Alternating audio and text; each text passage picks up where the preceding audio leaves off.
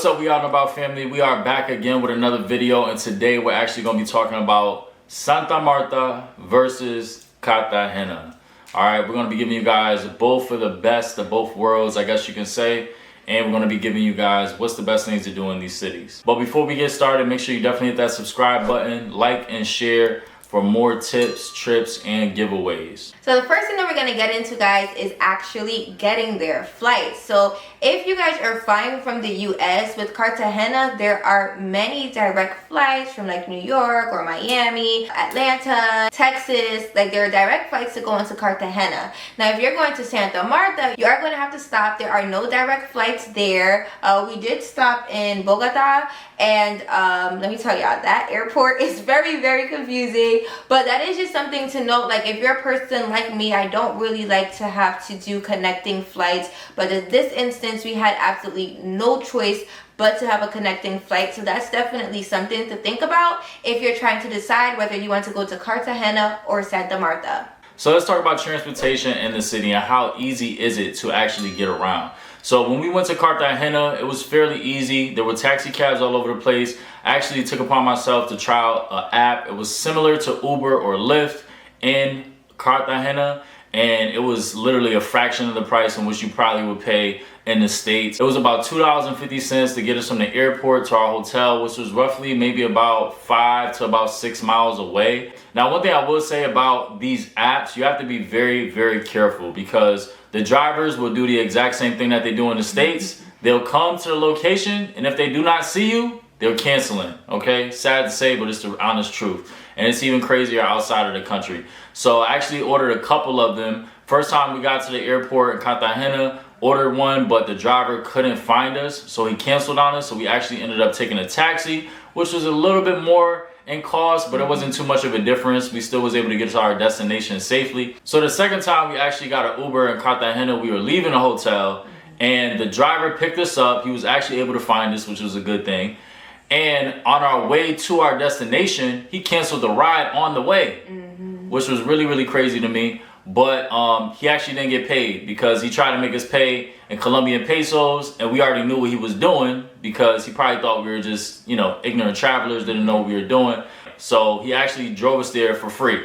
So that was a good thing. So let's compare that to Santa Marta. When we arrived at Santa Marta, knowing that this was a group trip, we didn't have to pay for a taxi when we arrived, but when we did want to do things off the resort ourselves, we did get a taxi. I would say that the cost for taxis in Santa Marta was probably a little bit more. I know that's kind of hard to believe, knowing that the location is a little bit cheaper than Cartagena, but I paid for a few taxis and the prices were reasonable. When you're traveling with about 3 or 4 people in a taxi, you obviously can break that down and it's not really that much. However, where we were in Santa Marta, we were far away from a lot of things to do. So there was a need to take a taxi. I didn't really try the Uber thing out in Santa Marta. Maybe you guys can go ahead and check and see if you want to have that experience. I think it left a bad taste in my mouth when we were in Cartagena. And we just stuck to the regular way of transportation, just taking a taxi when you get to Colombia. So you guys can test that out yourself. Personally, me, I'll probably just stick to the regular taxis out the country. So let's compare prices here. So between Santa Marta and Cartagena, I would say that Santa Marta is a lot cheaper in many ways. Depending on where you're staying at, hotel, food, transportation. Although transportation was a little bit different, I would say that the cost of hotel stay is completely much cheaper than Cartagena. We had a beautiful hotel. We stayed at the Eritama in Santa Marta. Now this is a tip that I will give away for free. Some hotels actually have sister hotels that you can go to for free along with your package. So we were staying at the Eritama. We actually were able to go to several other connected hotels with the chain and eat in their restaurants and be able to swim in their pools at no additional cost. And that was a lot cheaper than what we had paid when we had went to Cartagena. And we actually stayed in Cartagena for a lesser amount of days. We stayed in Santa Marta for almost a week. So it was a huge price difference when it comes to the two. So I would definitely say that Santa Marta is a lot more cheaper than Cartagena. You may not get the same experience as far as the city and activities and things to do, but Santa Marta is a little bit less expensive, yes. So guys, before we go any further, if you're thinking about going to Colombia but you don't know where to go, where to stay, what to do, make sure that you guys click the link in the description below so that we can go ahead and plan the trip for you hassle-free with you just booking it and going. So as I said, Cartagena is more known and more tourists go to this destination than Santa Marta. Usually the people that travel to Santa Marta are people from neighboring islands and they just come straight there, okay? So with Cartagena, because it is more known, a lot more tourists go to this area, which means that it is a lot more crowded, okay? So when we were in Santa Marta, even though we did go in the height of the summer, it didn't feel overcrowded, even with us going at the time of their celebration and there were so many things going on. Still, even then, we didn't feel like, oh my gosh, like there's so many people here, we cannot enjoy. We didn't feel like that at all. So that's one thing to note, that Cartagena is very populated, especially when it comes to tourism. In addition to this, because that is such a heavily populated area, please keep in mind that in Cartagena, you have more of a chance of people actually speaking English than you do in Santa Marta. When we were in Santa Marta, let me tell you guys, Google Translator was our best friend, including our Spanish friends as well too, because we needed translations. I mean, even in the airport, when we were even in Bogota, when we were at the hotel, the taxi drivers, even the locals were in Cartagena, even like the tour guides, you know, we even found a driver who drove us around during our stay. Like even he spoke, you know, decent English. Sometimes we did have to use a translator to be able to understand what he was saying and vice versa. But once again, in Cartagena, there were more people that we came across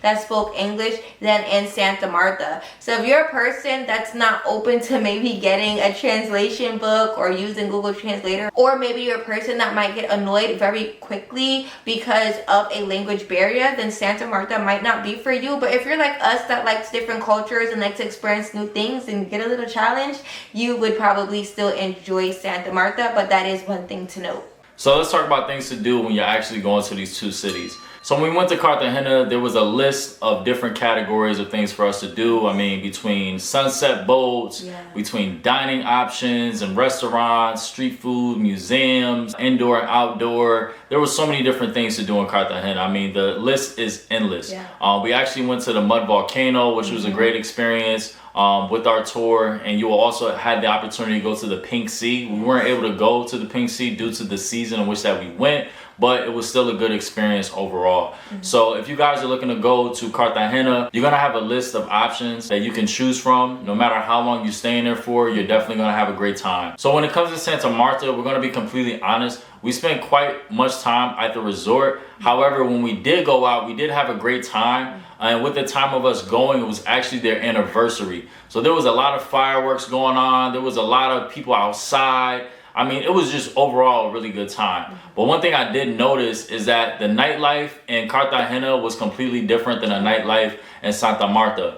Now, the good thing, as I mentioned before, as far as the cost of things, it was very cheap. I mean, beers are like 50 cents to $1.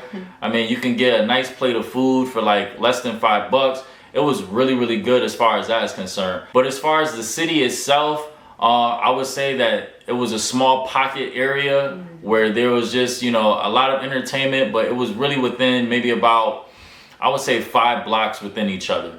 Knowing Cartagena, it was a little bit different. The inner city behind the wall, I mean, you can walk a ton of blocks and it will be the same exact vibe. You got plenty of different areas. You got the clock tower. You got by the water. Cartagena just has a lot more to do. So one thing I will say that Santa Marta does have a lead in is definitely the beaches. Now, when we were in Cartagena, our hotel was right next to the beach. But I'll be honest with you, I mean, it wasn't really a blue water type of beach. It was just a nice beach that was, you know, next to the city. However, in Santa Marta, the water was crystal clear blue. We actually went to a nice national park out there. We took a nice boat with a group of our friends and people that were on our trip. So we went to Tayrona Beach and it was nice. It was all inclusive. We jumped off the boats. It was a good time. The beaches are really, really nice out there. So now the next thing that we're gonna get into is the food, guys. Now, to be honest, in our experience with the food that we experienced in Cartagena, because we did not stay at an all-inclusive, we did have more of an opportunity to go out and experience local foods and local restaurants. However, in Santa Marta, we did stay in an all-inclusive, so we didn't get that same experience. So to be honest, we cannot give a fair comparison between the food at Santa Marta and Cartagena. Just because of that, we did just really at all-inclusive, we just ate all the food there, which you can see from our previous video what we thought about that. But overall, Colombia does have pretty good food, but there is a difference. But because we didn't get to experience too much of it, just to be fair, we can't give a fair comparison on the two. So overall, guys, we would say that if you're a person looking for a more lively experience, more vibrant, with a lot more to do, where you can see like the history and you can have the nightlife and those places where you see on TikTok and Instagram, then Cartagena might be the place for you. If you're a person that just wants to experience more of Colombia for the culture and more of a less populated area, more where you can meet more locals and things of that sort, then we would definitely say Santa Marta is for you. Now, to be honest, our first time visiting Colombia, we did choose Cartagena because that's what we knew and that's what was popular. But when we did do our group trip to Colombia, we were really close to deciding whether we wanted to do Cartagena or if we wanted to do Santa Marta. But overall, we did choose Santa Marta really because it was cheaper, and we knew that, you know, because of the price, that more people would be able to come and they will be able to do more things if it was more comparable in pricing. So that's why we chose Santa Marta. But either way, we think we will have an amazing experience. If you have enough time, maybe you should visit both of them in your one trip. If you spend a few days in Cartagena and then take a flight to Santa Marta, then maybe you can get the best of both worlds. But overall, it just depends on your vibe, what you're going for. If you're going for a shorter trip, go to Cartagena and go ahead and ball out and have a great time. And if you're looking for more relaxation, more of just, you know, vibing out and being chill, we definitely would recommend Santa Marta for you.